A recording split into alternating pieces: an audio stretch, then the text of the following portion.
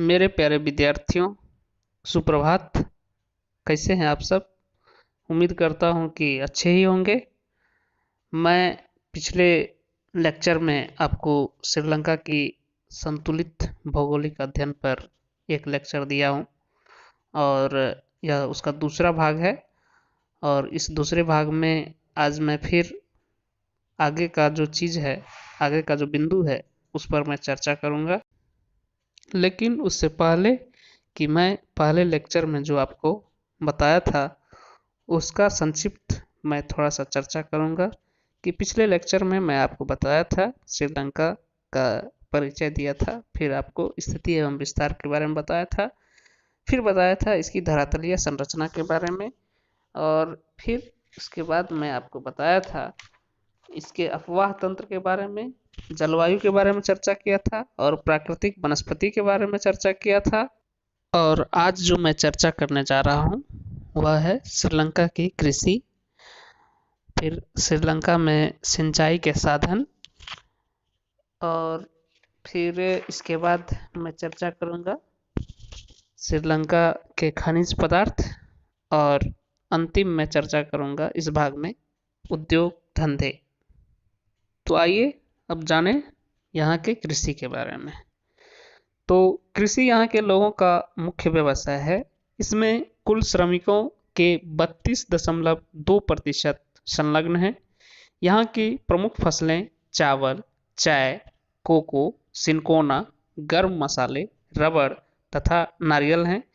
चाय, रबड़, कहवा तथा नारियल यहाँ की प्रमुख व्यापारिक एवं बागाती फसलों में गिना जाता है। अब हम इसका अलग अलग प्रमुख फसलों की चर्चा करेंगे। तो इसमें पहला है चावल। चावल यहाँ की प्रमुख खाद्यान्न फसल है। देश की 30% कृषि योग्य भूमि पर चावल की 3 फसलें माहा नवंबर से मार्च, चाला जून से सितंबर तथा चेना मध्यवर्ती काल में पैदा की जाती है। चावल उपज की मुख्य क्षेत्र दक्षिणी पश्चिमी तटीय मैदान तथा मध्यवर्ती पर्वतीय ढाल तथा अन्य क्षेत्र उत्तर पश्चिमी भाग है। श्रीलंका अपनी आवश्यकता की पूर्ति का 20% चावल पड़ोसी देशों से आयात करता है। अब हम दूसरा जो इसका फसल है प्रमुख, वो है नारियल। श्रीलंका विश्व का 9% गिरी एवं 12% नारियल का तेल उत्पन्न कर विश्व में तीसरे स्थान पर है। यहाँ के प्रमुख नारियल उत्पादक क्षेत्र पश्चिमी एवं दक्षिण पश्चिमी भाग है। नारियल उत्पादों का 60% भाग विदेशों को निर्यात होता है। अब हम चर्चा करेंगे चाय के बारे में। श्रीलंका विश्व का तीसरा बड़ा चाय उत्पादक एवं अग्रणी निर्यातक देश है। यहाँ के प्रमुख चाय उत्पादक क्षेत्र पश्चिमी पहाड़ी एवं पठारी भाग एवं गौण क्षेत्र मध्यवर्ती पर्वतीय भाग की घाटियां हैं। अब चर्चा करेंगे हम रबड़ के बारे में। तो श्रीलंका विश्व में 5वां सबसे बड़ा रबड़ उत्पादक देश है। रबड़ के अधिकांश उत्पादन दक्षिणी तटीय मैदान, पश्चिमी पर्वतीय ढाल एवं निचली पठारी भूमि पर होता है। श्रीलंका अपने कुल उत्पादन का 90% रबड़ निर्यात करता है। अब इसमें हम ये देखेंगे कि एक टेबल के द्वारा हम आपको बताएंगे कि यहाँ पर किन फसलों का उत्पादन कितना है। तो आइए उस टेबल का चर्चा करें। तो श्रीलंका में कृषि का उत्पादन एक नज़र डालें तो प्रमुख उपज और इसके उत्पादन 1000 टन में है। तो चावल का जो उत्पादन है वह 3,71,000 टन, नारियल का 18,50,000 टन, गन्ना का 956,000 टन, केला का 610,000 टन, चाय का 303,000 टन, कसावा का 228,000 टन, रबड़ का 32 रबड़ का 92,000 टन, आम का 78,000 टन। और जो यह आंकड़ा है ये इसका स्रोत है दी स्टेटमेंट्स ईयरबुक 2014। अब हम देखते हैं कि यहाँ पर जो भी फसलों का मैंने चर्चा किया इसके अलावा श्रीलंका में तंबाकू, चुकंदर, कसावा, कोको, दालचीनी, मकई, शकरकंद, सुपारी, काजू, आम, केला, अनानास, सीसल, हेम्प, इलायची तथा गर्म मसाले का भी उत्पादन किया जाता है। अब हम चर्चा करेंगे यहाँ के सिंचाई के साधन के बारे में। तो आइए सिंचाई के साधन के बारे में जानें। श्रीलंका के अधिकांश भागों में अच्छी वर्षा होती है, लेकिन नवंबर से मार्च माह के बीच मौसम शुष्क रहने के कारण महाबेली गंगा पर बने बांध से निचली घाटी की 4 लाख हेक्टेयर भूमि सिंची जाती है। बाल बेली गंगा योजना से 80,000 हेक्टेयर, गल ओया योजना से 1 लाख हेक्टेयर एवं मालवत योजना से 30,000 हेक्टेयर भूमि सिंची जाती है। साथ ही संपूर्ण पश्चिमी एवं उत्तरवर्ती तट पर कुओं एवं ट्यूबवेल द्वारा तथा उत्तरी भागों में तालाबों द्वारा सिंचाई होती है। तो ये यहाँ पर सिंचाई की क्या व्यवस्था, क्या साधन है, इसके बारे में मैंने चर्चा किया। अब जो मैं चर्चा करने जा रहा हूँ वह है श्रीलंका का खनिज पदार्थ।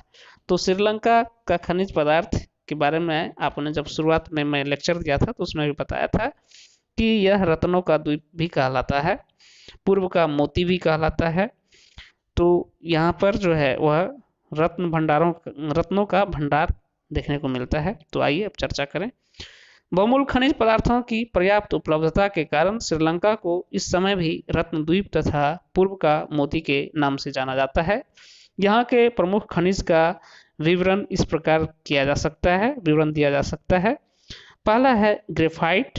देश के कुल 44 खानों में से 3 खानों बोगाला, टागहा तथा कलनगाहा से सर्वाधिक ग्रेफाइट का उत्पादन किया जाता है।